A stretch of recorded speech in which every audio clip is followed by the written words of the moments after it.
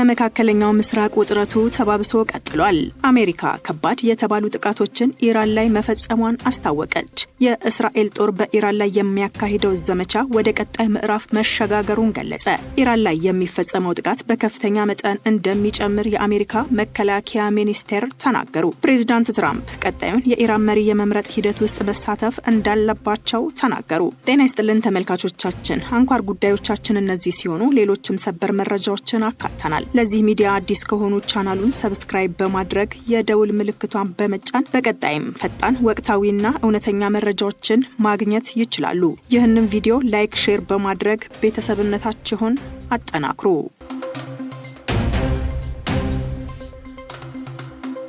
ፕሬዚዳንት ትራምፕ ቀጣዩን የኢራን መሪ የመምረጥ ሂደት ውስጥ መሳተፍ እንዳለባቸው ተናገሩ።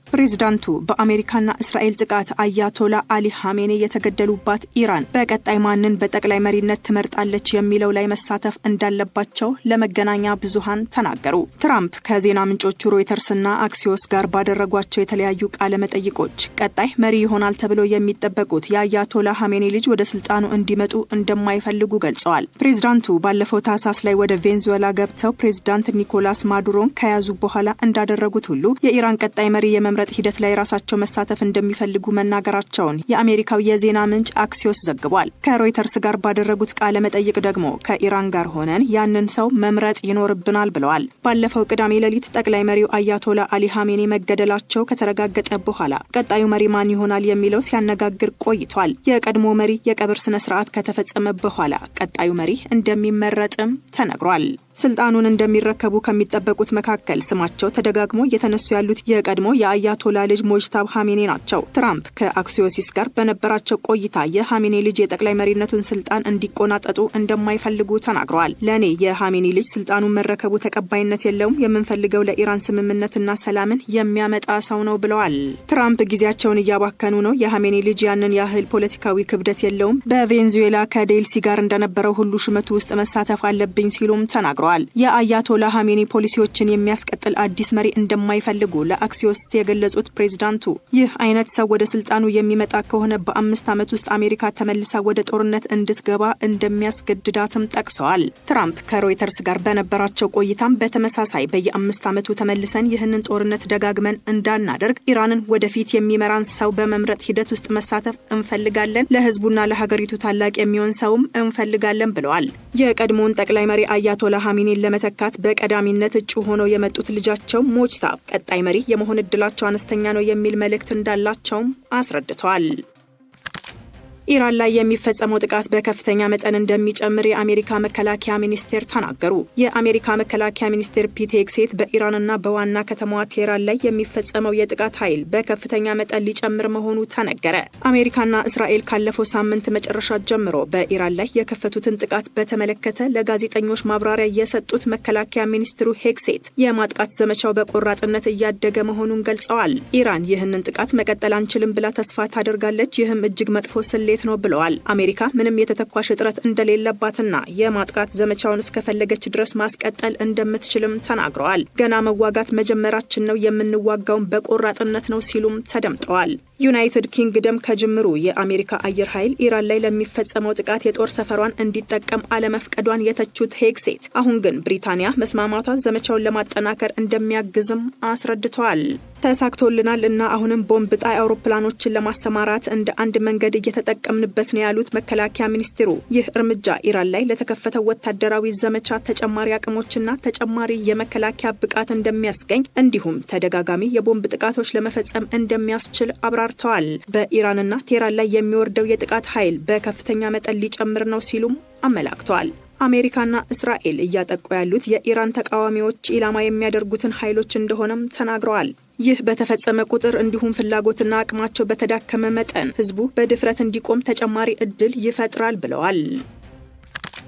አሜሪካ በኩዌት የሚገኘው ኤምባሲዋን ዘግታ ሰራተኞቿን አስወጣች። በኩዌት ዋና ከተማ የሚገኘው የአሜሪካ ኤምባሲ ስራ እንዲያቆም መደረጉን የሀገሪቱ ውጭ ጉዳይ ሚኒስቴር ባወጣው መግለጫ አስታወቀ። ከዚህ ቀደም በኤምባሲው የሚገኙ ሰራተኞች በሙሉ እንዲወጡ ትዕዛዝ መተላለፉን በአሜሪካ የቢቢሲ አጋር የሆነው ሲቢኤስ ዘግቦ ነበር። ሰራተኞችን የማስወጣት ተግባር የተከናወነው ሐሙስ ሌሊት ለ40 አጥቢያ ነው።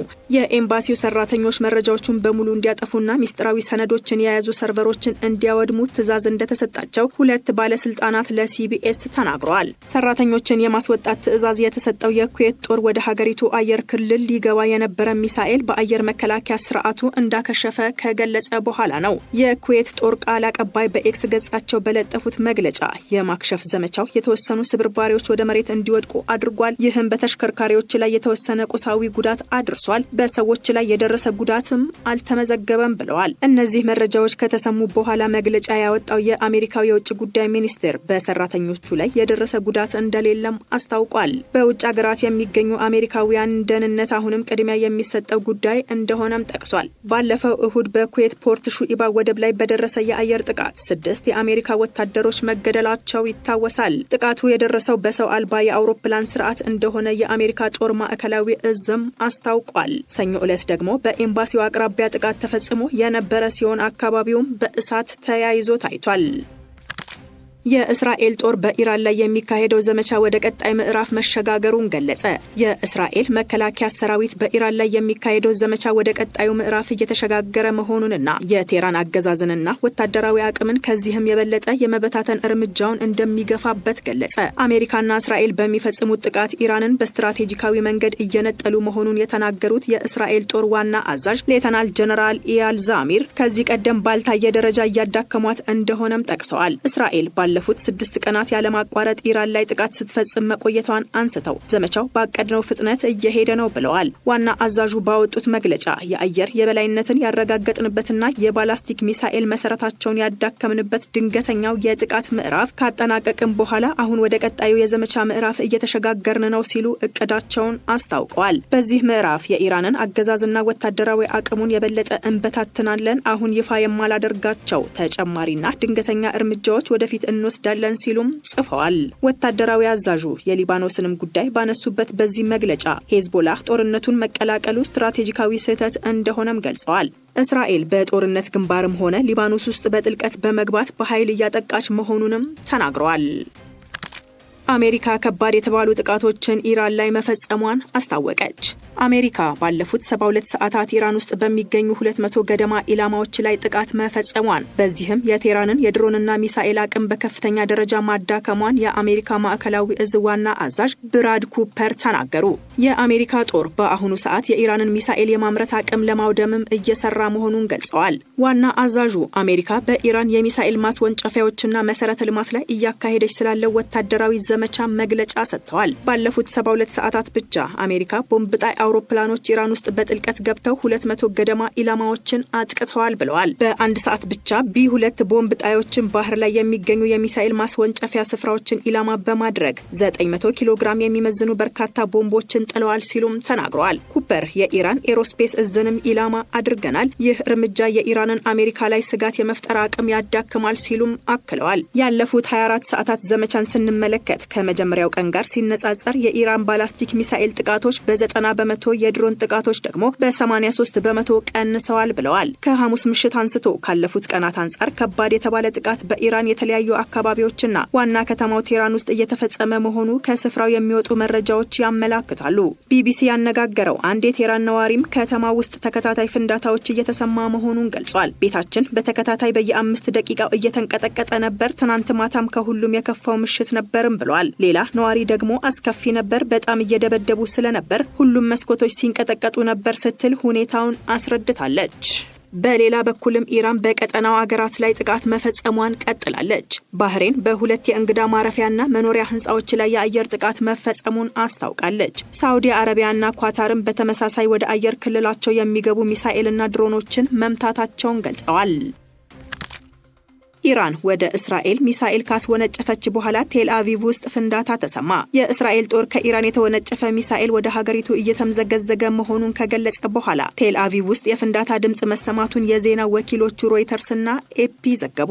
የኢራን እስላማዊ ሪፐብሊክ ዘብ በመሃል ቴል አቪቭ የሚገኙ ስፍራዎችን ኢላማ በማድረግ አዲስ ዙር የሚሳኤልና ድሮን የጥቃት ዘመቻ መክፈቱን ገልጿል። የሮይተርስ ዘገባ እንደሚያመለክተው አብዮታዊ ዘቡ ኦፕሬሽን ትሩ ፕሮሚስ ፎር ሲል የጠራው ዘመቻ አካል የሆኑ የሄቫር ሚሳኤሎችን ወደ ቴል አቪቭ ማስወንጨፉን ገልጿል። የእስራኤል ጦር በበኩሉ ከኢራን የተተኮሱ ሚሳኤሎች ወደ ሀገሪቱ እየመጡ መሆኑን እንደለየና ለማክሸፍ እየሰራ መሆኑንም አስታውቆ ነበር። ጦሩ በቴሌግራም ገጹ ባወጣው መግለጫ የእስራኤል መከላከያ ሰራዊት ከኢራን ወደ እስራኤል ግዛት የተወነጨፉ ሚሳኤሎች መኖራቸውን ከአጭር ጊዜ በፊት ለይቷል ብለዋል። የመከላከያ ስርዓቶችም ስጋቱን ለማክሸፍ እየሰሩ እንደሆነም ገልጿል። የጥቃቱ ስጋት ባለባቸው ስፍራዎች ወደሚገኙ ነዋሪዎች ስልክም የቅድመ ማስጠንቀቂያ መመሪያ እንደተላከም አክሏል። የዜና ወኪሎቹ ቴል አቪቭ ውስጥ የፍንዳታ ድምጽ መሰማቱን የዘገቡት የእስራኤል ጦር ይህንን ካስታወቀ በኋላ ነው። ወደ እስራኤል በተወነጨፉት ሚሳኤሎች ምክንያት የደረሰ ጉዳት አለመመዝገቡን የሀገሪቱ አደጋ ጊዜ አገልግሎት አስታውቋል። የአደጋ አገልግሎቱ ኃላፊ በዚህ ደረጃ ምንም የጉዳት መረጃ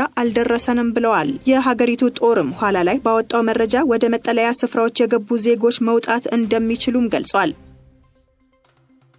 ሰበር መረጃዎቻችን እነዚህ ነበሩ። በሌሎች መረጃዎች እስከምንገናኝ ቸር ቆዩልን። ሰላም ለዓለማችን።